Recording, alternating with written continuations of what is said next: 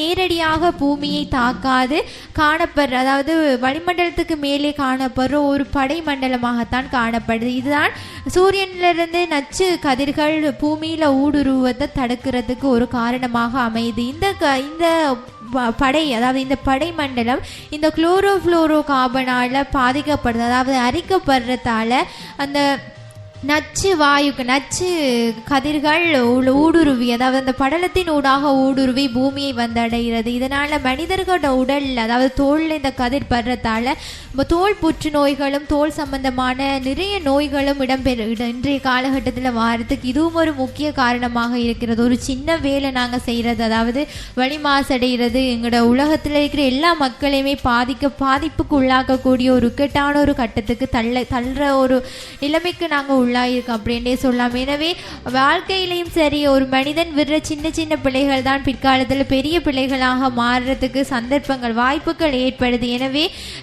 ஒரு சின்ன விஷயத்தை நம்ம எடுத்துக்கொள்ளணும்னு சொன்னால் அது ஆரம்பத்திலே இருந்து நம்ம தடுத்து நிறுத்தினோம் அப்படின்னு சொன்னால் அதால் வார பெரிய பாதிப்புகளை நிச்சயமாகவே நாங்கள் தடுத்து கொள்ளலாம். எனவே எல்லோருமே சிந்திக்க வேண்டும், கொஞ்சமாவது சிந்திக்க வேண்டும். இது நம்மளோட சூழல். நாம் அதால் எந்த பாதிப்புகள் ஏற்பட்டாலும் அதால் வார பின்விளைவுகளை, வார பாதிப்புகளுக்கு நாங்களும் தான் சேர்ந்து உள்ளாக போகிறோம் என்றதை எல்லாருமே யோசிக்கணும். எனவே இந்த வழி எப்படியே மாசடையுது அப்படின்னு சொல்லிட்டோம். இந்த வரும் வழியை நீங்களும் மாசடைகிற வழிகள் காணப்பட்டால் அதை இன்றைய தினத்தோடு விட்டுடுங்க, தடுத்து நிறுத்துங்க. அதாவது சிவானருடைய நாங்கள் நேர்களுக்கு சொல்லி ஆகண்டும். என்னென்னு சொன்னால் அந்த சூழல் மாசடைகின்றது அப்படின்னு சொல்லித்தான் நாங்கள் நிகழ்ச்சியின் வாயிலாக கதைச்சு கொண்டிருக்கோம். தொடர்ந்தும் இந்த சூழல் மாசடைவதில்லை அப்படின்னு சொல்லும்போது சூழல்ண்டா என்னப்பா அப்படின்னு சொல்லி அவங்களுக்கு ஒரு கேள்வி கொண்டு வருது இல்லையா? அதாவது மனிதனை சுற்றி காணப்படுற இயற்கையாக காணப்படுற மொத்த அம்சங்களை நாங்கள் சூழல் என்று சொல்கின்றோம். இந்த சூழல் தற்காலத்தில் 2 வகையான சூழல்கள் உண்மையில் காணப்படுகின்றது. இயற்கையான சூழல், அதாவது பௌதிக சூழல் என்று சொல்லுவோம். அடுத்தது பண்பாட்டு சூழல், இது மனிதனால் உருவாக்கப்படக்கூடிய சூழல். இன்று மனிதன் என்ன செய்கின்றான் என்று சொன்னால் இயற்கையை பூரணமாக அழித்துவிட்டு பண்பாட்டு சூழலை நாடி செல்கின்றான். அதாவது மனிதனாகவே சூழலை உருவாக்கி கொள்கின்றான். இதனால் தான் இன்று பாரியொரு பிரச்சனைகளை மனிதன் முகம் கொண்டு வருகின்றான் அப்படின்னு சொல்லி நாங்கள் சொல்லலாம். இந்த வகையில் நாங்கள் பார்க்க போனோம்னு சொன்னால் இந்த பண்பாட்டு சூழலுக்கும் பௌதிக சூழலுக்கும் இத்தகைய வித்தியாசங்கள் காணப்படுகின்றது. இயற்கையாக ஒரு சூழல் உருவாகுவது அது உண்மையில் இயற்கைக்கு பொருத்தமான வகையில் இயற்கையின் அரவணைப்பால் தான் அந்த சூழல் உருவாக்கப்படுகின்றது. ஆனால் இன்று மனிதன் பண்பாட்டு சூழலை அவன் தன்னுடைய கைகளாலே ஒரு இயற்கையான சூழலை வடிவமைக்க பார்க்கின்றான். இவ்வாறு ஒரு இயற்கையான சூழலை வடிவமைப்பதனால் அவன் அதனால் கூட பாரிய ஒரு சேதம் விளைவுகளை காலத்துக்கு காலம் எதிர்கொள்கின்றான். இன்றைய காலகட்டத்தில் அபிவிருத்தி என்ற நோக்கில் சூழல் இயல்பாகவே சில காரணிகளால் அளிக்கப்பட்டு கொண்டு வருகின்றது. அந்த வகையில் பார்க்க சொன்னால் இன்று பயிற்சி செய்யக்கூடிய விடயங்கள், நகரமயமாக்கல், அதே போல மனிதனால் உருவாக்கக்கூடிய தெருக்கள், அதே போல நாங்கள் அப்படியே பார்த்தோம்னு சொன்னால் நகரமயமாக்கல், அது மட்டுமல்ல கைத்தொழில் ஏற்பட்ட புரட்சி, தொழில்நுட்ப புரட்சி, இவ்வாறு பல்வேறு காரணிகளை அப்படியே தொடர்ச்சியாக நாங்கள் அடுக்கிக் கொண்டே சொல்லலாம். இன்று எம்முடைய காலகட்டத்தில் இன்று நாம் வாழ்ந்து கொண்டிருக்கின்ற சூழலில் எத்தகைய தன்மை காணப்படுகின்றது? உண்மையில் சூழல் ஒரு பசுந்தானதாக, ஒரு பசுமை நிறைந்ததாக காணப்படுகின்றதா அப்படின்னு சொல்லி கேட்டால் உண்மையில் ஒரு வினாக்குறிதான். இன்றைய காலகட்டத்தில் எமது நாட்டில் கூட, எமது பிரதேசத்தில் கூட ஒரு பாரிய பிரச்சனை என்னன்னு சொன்னால் சூழலில் ஏற்பட்ட தாக்கம், சூழலில் ஏற்பட்ட மாற்றம் தான் இன்று பருவ காலங்களில் காலநிலையில் கூட மாற்றத்தை ஏற்படுத்தி விட்டது இல்லையா சிவா? நிச்சயமாக. அதாவது இன்றைய காலகட்டம் ஒரு நவீன யுகம். இந்த நவீன யுகத்துக்கும் இந்த கலாச்சாரத்துக்கும் நிறைய இன்றைய காலகட்டத்தில் வாழ்கிற மக்கள் அனைவருமே அடிமைகளாகத்தான் காணப்படுறாங்க. இந்த அடிமைத்தனம் தான் நம்மளோட சூழல் மாசடைகிறதுக்கும் ஒரு முக்கியமான காரணமாக இருக்குது அப்படின்றே சொல்லலாம். தொடர்ச்சியாக நாங்கள் நேர்களே, சொந்தங்களே, நாங்கள் நிகழ்ச்சியின் வாயிலாக நீங்கள் இணைந்து உங்களுடைய கருத்துக்களை பதிவேற்றுங்க. நாங்கள் 12 மணி வரையிலும் சூழல் மாசடைதலும் அதனால் ஏற்படக்கூடிய தாக்கங்கள் தொடர்பிலும் எமது நேர்கள் சொந்தங்களோடு கதைக்க நாங்களும் தயாராக இருக்கின்றோம். தொடர்ச்சியாக நீங்கள் இணைந்திருங்கள். www.tamarefm.com என்ற எமது இணையத்தினூடாகவும் அதே போல தாமரை வானொலி ரேடியோனும் ஃபேஸ்புக் பேஜினூடாகவும் நீங்கள் இணைந்து கொண்டு நிகழ்ச்சி தொடர்பான உங்களோட கருத்துக்களையும் நீங்கள் தெரிவிச்சிங்க அப்படின்னு சொன்னால் அதை நாங்கள் நிகழ்ச்சியின் வாயிலாக சேர்த்துக்கொள்வோம் அப்படின்னு சொல்லிட்டு நிகழ்ச்சியில் அடுத்ததாக ஒரு பாடலை தொடர்ந்து மீண்டும் நிகழ்ச்சிக்குள் இணைந்து கொள்ளலாம். இது உங்கள் தாமரை எஃப்எம்மின் காரசார கருத்துக்கள்.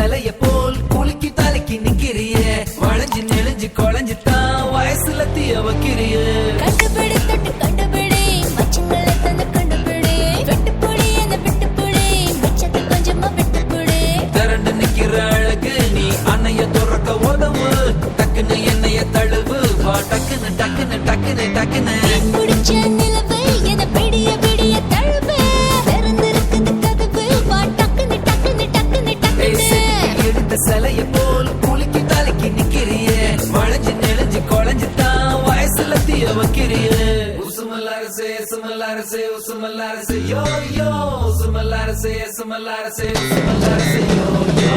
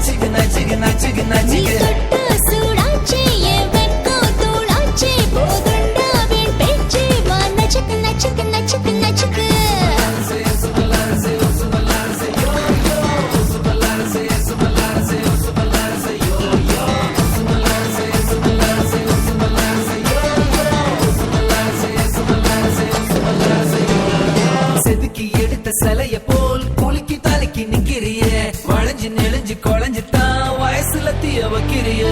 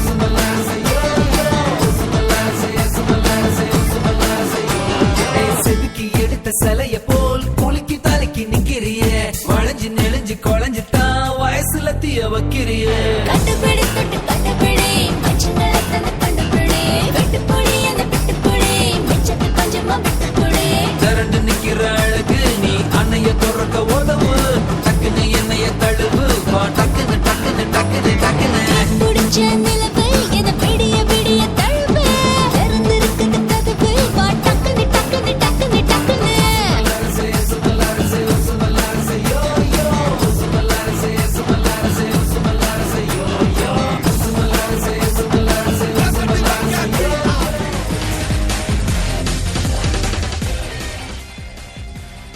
தொடர்ந்தும் நீங்கள் இணைந்திருப்பது தாமரை எஃப்எத்தின் காரசார கருத்துக்கள் நிகழ்ச்சியின் வாயிலாக நீங்கள் இணைந்திருக்கிறீர்கள். இன்று ஒரு அட்டகாசமான ஒரு சுவாரஸ்யமான தலைப்போடு தான் என்பது சொந்தங்கள் நேர்களை நாங்கள் காரசார கருத்துக்கள் நிகழ்ச்சியின் வாயிலாக சந்தித்திருக்கின்றோம் இல்லையா சிவா? நிச்சயமாக. அதாவது சூழல் மாசடைதலும் அதனால் ஏற்படுற பாதிப்புகளும் அதை எவ்வாறு தடுத்து கொள்ளலாம், அதை பற்றி தான் இன்றைய தினமும் நாங்கள் நிகழ்ச்சியில் அப்படியே தொடர்ந்து பேசிக்கொண்டு இருக்கிறோம். அடுத்து நாங்கள் பார்க்க போகிற விடியம் என்ன அப்படின்னு சொன்னால், சூழலில் ஆதாரங்களாக காணப்படுற விடியம் அப்படின்னு சொல்லி காற்று எவ்வாறு அதாவது வழி எவ்வாறு மாசடையுது அப்படின்னு சொல்லி பார்த்தோம். அடுத்தது அந்த நீர் எவ்வாறு மாசடையுது அப்படின்னு சொல்லி பார்த்தா, இந்த தொழிற்சாலைகள், வேளாண்மை நிலங்கள், வேளாண் பண்ணைகள், நகர்ப்புற கழிவுகள் முதலியவற்றிலிருந்து வெளியேற அந்த கழிவுப் பொருட்கள் நம் ஆறுகள்லையும் வடிகான்களிலையும் வேறு அந்த நீர்நிலைகள்லையும் கலந்து விடுறதால் தான் நீரின் தரமும் நீர்வாழ் உயிரினங்களும் பாதிக்கப்படுகின்றது அப்படின்னே சொல்லலாம். இதனால் புவியில் நீர் வளங்கள் முற்றாகவே நீர் வளங்கள் பாதிக்கப்படுது அப்படின்னே சொல்லலாம். மேலும் பார்க்க போனால் வளிமண்டலத்தில் அந்த கலக்கிற மாசுக்கள் நீருடன் கலந்து நிலத்தை அடைகின்றது.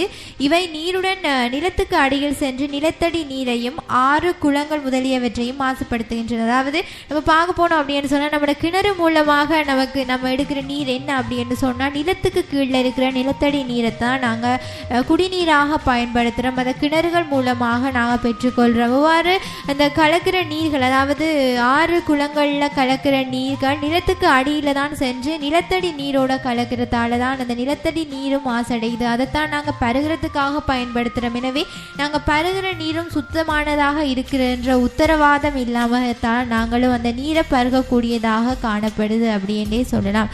அது மட்டும் இல்லாமல் எனினும் இவை முன் குறிப்பிட்டவற்றை விட குறைந்தளவிலே தான் பாதிப்பை ஏற்படுத்துது அப்படின்னே சொல்லலாம். அதாவது இந்த தொழிற்சாலை கழிவுகள் வேளாண்மை நிலங்களுக்கு அடிக்கப்படுற தொழிற்சாலை கழிவுகள் நீரில் கலக்கப்படுறதையும் விட வேளாண்மை நிலங்கள், அதாவது வேளாண்மை நிலங்களை நாங்கள் பார்க்க போனோம்னு சொன்னால் இன்றைய காலகட்டத்தில் அந்த பூச்சி நாசினிகள் களை நாசினிகள் என்று பல்வேறு விதமான களை நாசினிகள் பயன்படுத்தப்படுது. இதுவும் வந்து நீரோட கலக்கிறதால அந்த வகையிலையும் நீர் மாசடையுது அப்படின்னே சொல்லலாம்.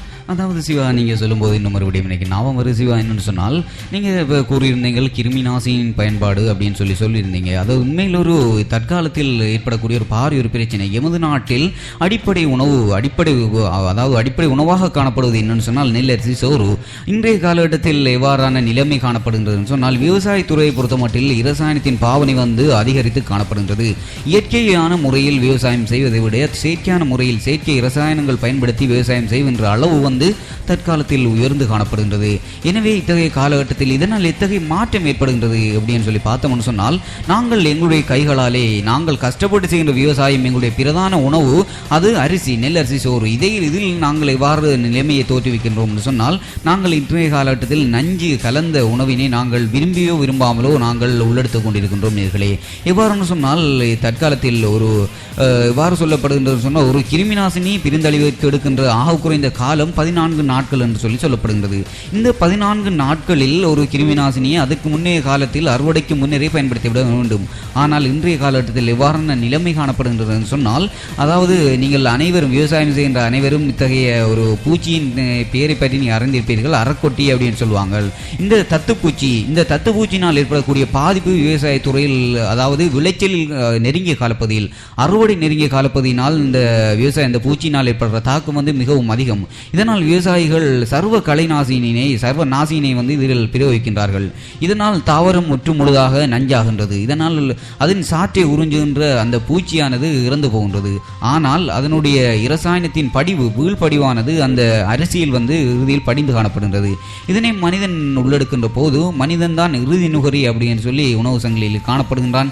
எனவே மனிதன் தொடர்ச்சியாக இதனை தன்னுடைய வாழ்நாளில் உள்ளெடுக்கின்ற போது விவசாயம் செய்கின்ற மக்கள், விவசாயத்தை அண்டி காணப்படுகின்ற மக்களில் பெரும்பாலானவர்கள் கிட்னி நோயினால் பாதிக்கப்படுவதாக ஆய்வறிக்கைகளூடாக அறிய கிடைக்கின்றது. அதிலும் குறிப்பாக அனுராதபுரம், புலனறுவை போன்ற பிரதேசங்களில் அதிகளவான நோயாளிகள் இனங்காணப்பட்டிருப்பதாகவும் ஆய்வறிக்கைகளூடாக தெரிய கிடைக்கின்றது. என்ன விடயம் என்று சொன்னால், இவ்வாறாக பயன்படுத்துகின்ற இரசாயனங்களின் பாவனை தான் நாங்கள் உள்ளெடுக்கின்ற உணவு அப்படியே போய் எங்களுடைய உடலில் படிவடைந்து இறுதியில் அது எங்களுடைய உடல் உறுப்புகளுக்கு சேதம் ஏற்படுத்துகின்றது அப்படின்னு சொல்லி ஆய்வறிக்கைகள் சொல்லிக் கொண்டிருக்கின்றது. எனவே நேயர்களே, சொந்தங்களே, இந்த நிகழ்ச்சியின் வாயிலாக நீங்கள் சேதன இரசாயனத்தின் பக்கம் நீங்கள் நாட்டத்தை அதிகம் ஏற்படுத்துவதனால் நீங்கள் எங்களுடைய வாழ்க்கையில் ஏற்படக்கூடிய பாரிய பிரச்சனைகளிலிருந்து விடுபட்டு நாங்களும் சிறந்தொரு மனிதனாக வாழ வழி செய்து கொள்ளலாம். இன்னும் ஒரு முக்கியமான விடயத்தை, அந்த கிருமி நாசினிகள் தொடர்பாக பேசிக்கொண்டிருக்கக்குள்ள முக்கியமான ஒரு விடயத்தை எங்களோட சொந்தங்களுக்கு ஞாபகப்படுத்தணும். எல்லாரும் வந்து மரக்கறி, அதாவது நாங்கள் நெல்லரிசி சோறு, அதாவது அரிசி வேளாண்மை செய்கையின் போது ரசாயனங்கள் பயன்படுத்தப்படுவது போலதான் மரக்கறி செய்கைகளின் போதும் ரசாயனங்கள் பயன்படுத்தப்படுது. இதோட கேரட், பீட்ரூட் அவ்வாறான மரக்கறிகளுக்கு அது நான் சொல்கிற பாதிப்பு குறைவாக காணப்படும். இந்த கோவா எல்லாருக்குமே தெரிந்த ஒரு விடயம். அதாவது எல்லாரும் விரும்பி சாப்பிட்ற ஒரு மரக்கறி அப்படின்னே சொல்லலாம். இந்த கோவா செய்கையின் போது அதாவது ரசாயனங்கள் பயன்படுத்தப்படும் போது அந்த இதழ்களுக்குள்ள அந்த ரசாயனங்கள் அதாவது தேங்கி காணப்படுது. அதாவது இந்த கழுவினாலும் அந்த ரசாயனங்கள் அகன்று செல்வது மிகவும் கடினமாகத்தான் காணப்படுது. இது சந்தைக்கு ஏற்றுமதி செய்யப்பட்டு அவ்வாறே